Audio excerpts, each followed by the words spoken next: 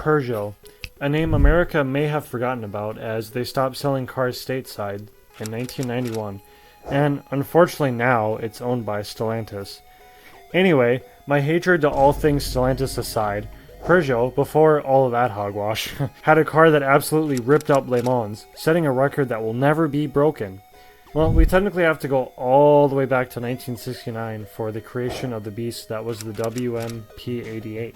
Two Peugeot designers, Gerard Walter and Michael Muirner, I think that's how you say it. Americans trying to pronounce anything not American, and sometimes they even struggle with American pronunciations.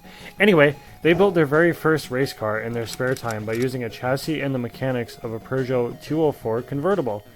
After some trials and tribulations, they made their debut at the coveted Le Mans in 1976 in a closed-body sport prototype, powered by the PRV engine, which cleverly stood for Peugeot, Renault, and Volvo. Yes, the engine was a trifecta of the manufacturers coming together and designing this engine. It was a V6, as at the time V8s were out of favor due to the oil crisis, although Americans were still cranking them out because they had no idea what the f was going on. The prototype didn't do much in the limelight, especially after the Group C cars that came onto the scene in 1982.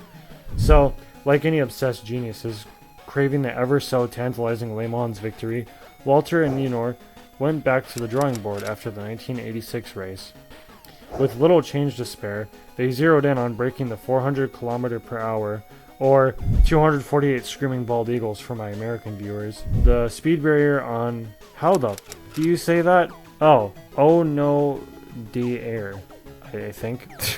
Americans trying to pronounce anything that's not American. Anyway, that one.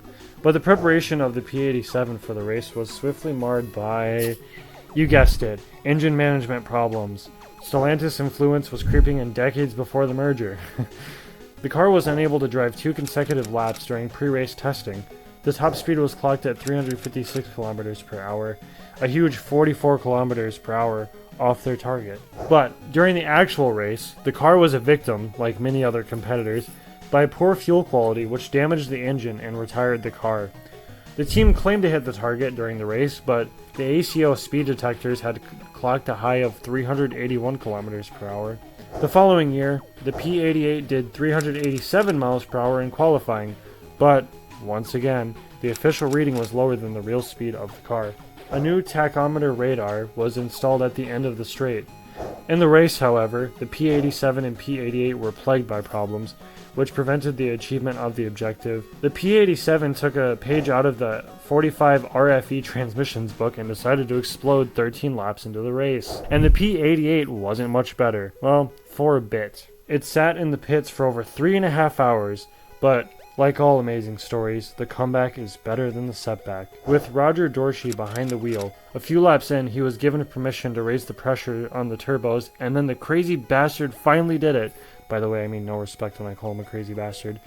He hit over 400 kilometers per hour for several laps, and a maximum speed of 407 kilometers per hour. But, Peugeot decided to do something strange with this. They claimed the car hit a top speed of 405 kilometers per hour. Do you know why? In order to promote their new 405 sedan. There's some real marketing geniuses over there at Peugeot. Although, that car would win the 1988 European Car of the Year award, by the way, so maybe they were onto something? Anyway, back to the race. The record would take a toll on the engine. A little while after, the car was forced to retire due to cooling and turbo-electrical issues. The next year, Peugeot wanted to field 2 updated cars in the 24-hour marathon this time to actually finish the race. Well, that didn't happen. In fact, only one car even started. During a test, one of the 2 prototypes, more specifically the number 51 car, caught on fire and was irreparably damaged. And the fate of the 52? It started the race. There was a glimmer of hope, but it was forced to retire. Driver Pascal Peugeot, I think that's how you say it, after having covered that straight, I still don't remember how to say it, at a very high speed, broke the engine near the Milzane corner, and then parked it in the escape route of the Indianapolis corner. And then this car also set on fire, and that would be the end of Walter Muirner. At the end of the season, the 2 partners dissolved the company. And the very high speeds achieved by the WMs and other prototypes prompted the FIA and the ACO to modify that straight at Le Mans, ruining everyone's fun, breaking it into 3 sections with 2 chicanes in 1990. So, as a result, it is no longer possible to reach the 400 km/h barrier on the straight. But with that, Peugeot will forever stand in the history books at Le Mans. They have deservedly forged their way into history, and it shows just how far 2 obsessed people with an incredible vision can push the boundaries and leave their mark onto the world. Maybe one day they can come back into the States, please. That would be really awesome. I would love that. And their 9X8 may one day win Le Mans.